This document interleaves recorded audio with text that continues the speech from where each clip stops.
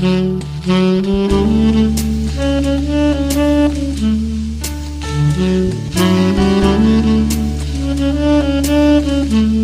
malam dan selamat datang kembali di podcast KJRI Davao City. Saya Giovanni Mokodompis selaku podcaster pada malam ini. Bersama kita Dr. Ahmad Jatmiko, Konsul Jenderal RI Davao City. Selamat malam Pak Konjen. Selamat malam Pak Gio. Bersama kita juga salah satu home staff di KJRI Davao City, Bapak Niki Abrimuchelli, Staf Teknis Imigrasi KJRI Davao City. Selamat malam Pak. Malam Pak. Dan selamat datang. Untuk memulai podcast kita, kami memberikan waktu kepada Pak Konjen untuk membuka sesi podcast kita pada malam ini. Silakan Pak Konjen.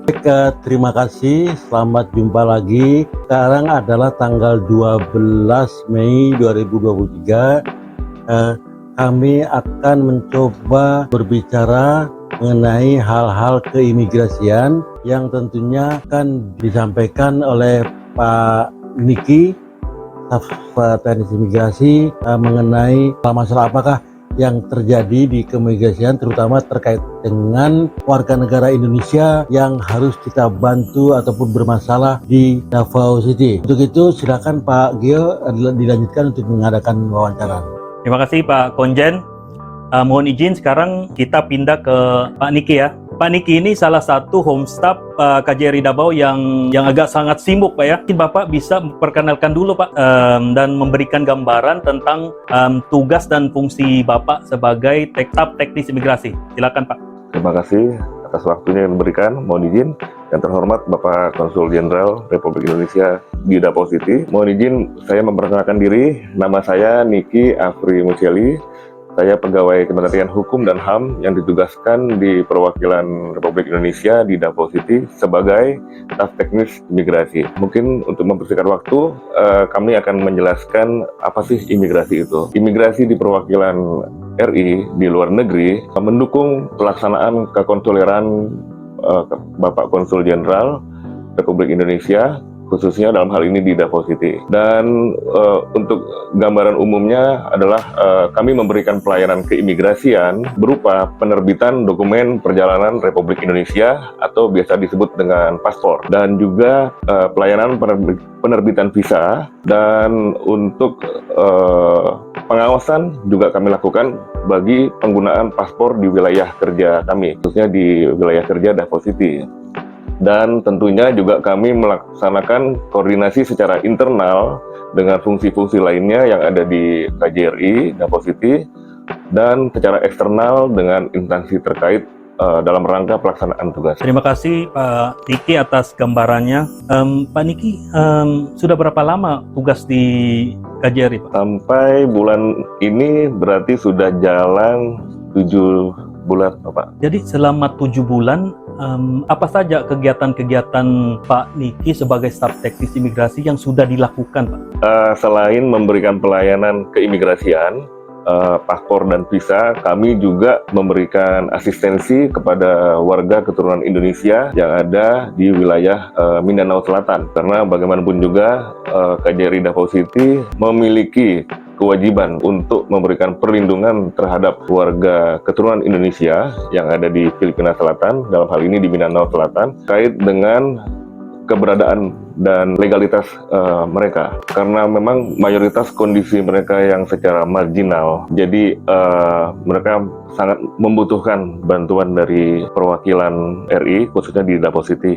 Kami juga berterima kasih kepada Bapak Konsul Jenderal karena masih mensupport tugas-tugas kami dalam rangka memberikan bantuan perlindungan hukum kepada warga keturunan di Indonesia. Baik, apa saja masalah-masalah yang sedang dihadapi Bapak sebagai Staf Teknis Imigrasi? Kalau boleh dibilang untuk masalah mungkin yang kami hadapi saat ini, kalau kita berhadapan dengan counterpart kami khususnya Biro Imigrasi, mungkin sedikit berbeda dengan kondisi imigrasi di Indonesia. Karena bagaimanapun juga kalau kita menemukan sesuatu atau hal-hal keimigrasian, kita harus mendapatkan otoritas dari imigrasi di pusat di Manila. Jadi kami tidak bisa langsung mendapatkan keputusan dalam hal ini, mungkin seperti kayak keputusan deportasi atau mungkin hal-hal terkait dengan keimigrasian, kita harus menunggu keputusan dari Manila. Untuk hal-hal lain mungkin tidak ada ya Pak Geo ya, karena memang kalau untuk dengan imigrasi kita hanya menunggu keputusan dari pusat. Tapi kalau misalkan ada warga kami yang terdampar di Filipina masih membutuhkan waktu yang sangat panjang. Ini mungkin berbeda dengan bagaimana warga Filipina terdampar di Indonesia.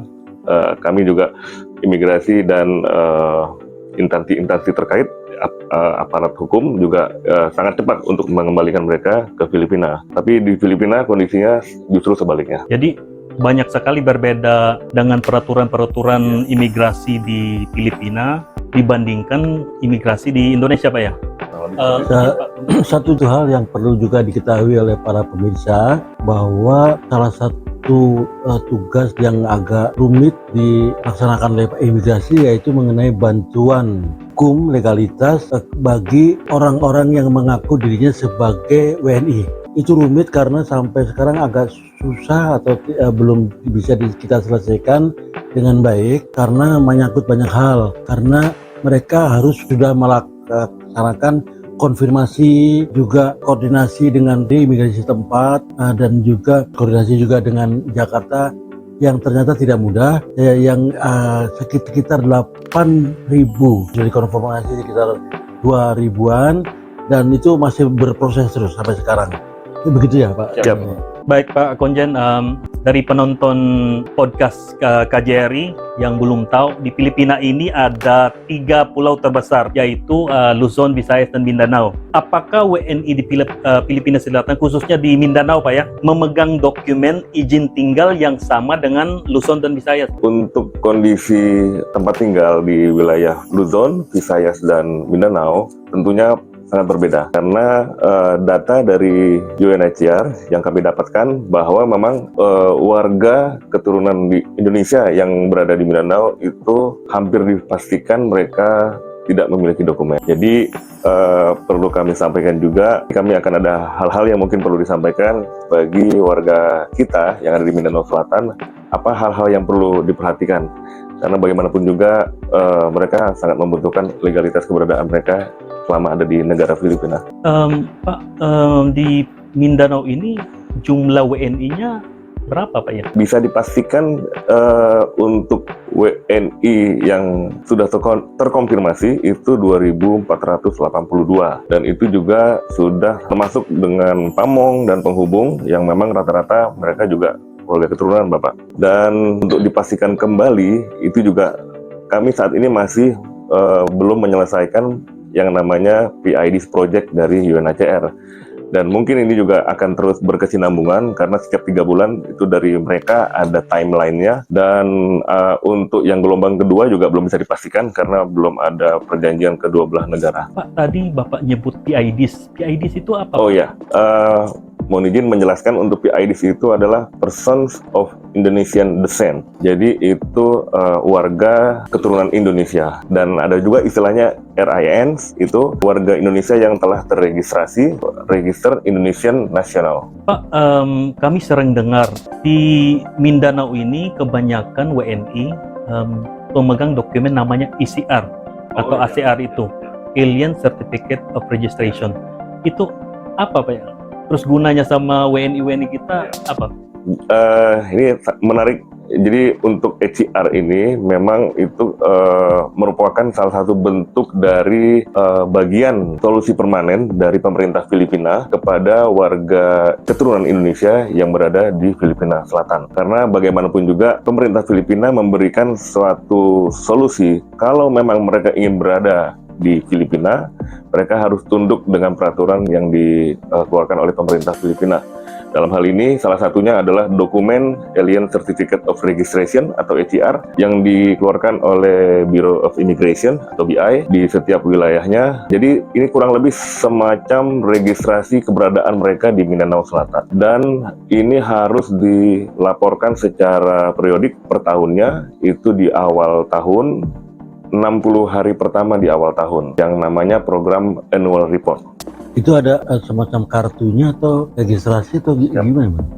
Mohon izin Bapak, jadi untuk mayoritas warga keturunan Indonesia itu lebih banyak memiliki ECR yang paper base. Oke. yang berbentuk lembar, dan kalau bagi warga Indonesia atau RIN yang telah memiliki paspor, dia bisa memiliki ECR iCard. Itu iCard itu untuk supaya dia bisa melakukan perlintasan keluar masuk Filipina. Ya, jadi beda Pak ya kalau orang asing, orang Indonesia sama orang asing lain bentuk izin tinggalnya beda Pak ya?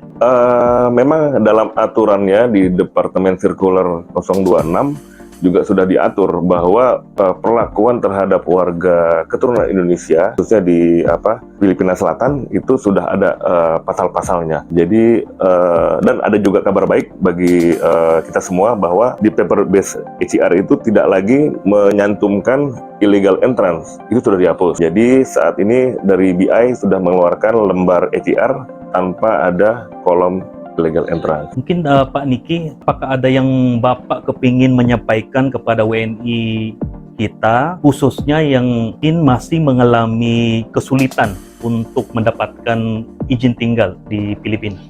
Mohon izin menjelaskan terkait, mungkin ini sangat penting sekali bagi saudara-saudari yang ada di pelosok Filipina Selatan. Kami menghimbau KJRI Davao City memiliki penghubung di wilayah terdekat di tempat tinggal Bapak Ibu sekalian, dan kami juga ingin mengingatkan bahwa legalitas Bapak Ibu dapat dibuktikan dengan membuat bersertifikat akta kelahiran.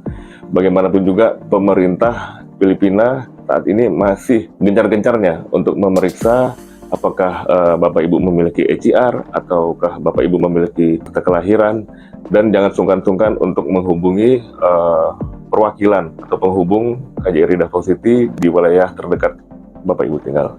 Selama tugas di Filipina ini Pak, bedanya apa sih Pak tugas di Indonesia sama di Filipina? Bedanya yang pasti kami imigrasi di Indonesia, kami memiliki kewenangan untuk menegakkan hukum keimigrasian, dan kami bisa memiliki hal-hal terkait dengan keamanan, kemudian penegakan hukum keimigrasian dan pelayanan, dan fasilitator pembangunan.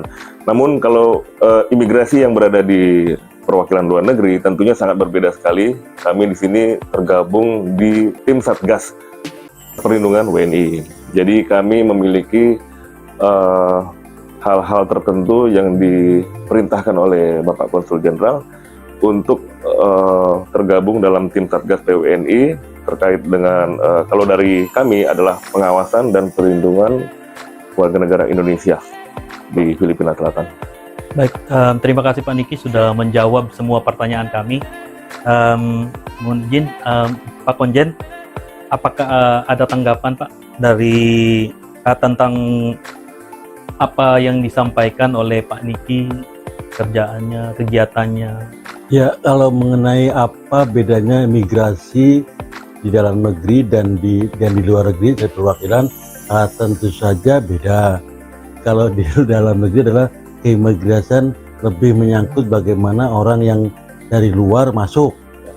Kalau tapi kalau yang di luar seperti yang di Pak Niki alami, ya adalah yang dua-duanya, baik yang keluar atau keluar masuk maupun yang masuk keluar, dan itu dua khusus, hanya khusus warga negara Indonesia dan warga negara Filipina. Tapi kalau di dalam negeri warga negara apapun juga yang masuk ke Indonesia harus imigrasinya harus ikut menangani, gitu aja Pak. Baik, terima kasih Konjen, terima kasih Pak Niki sudah meluangkan waktu. Mungkin disinilah akhir podcast kita pada malam ini. Sampai jumpa di podcast berikutnya. Salam hormat, terima kasih.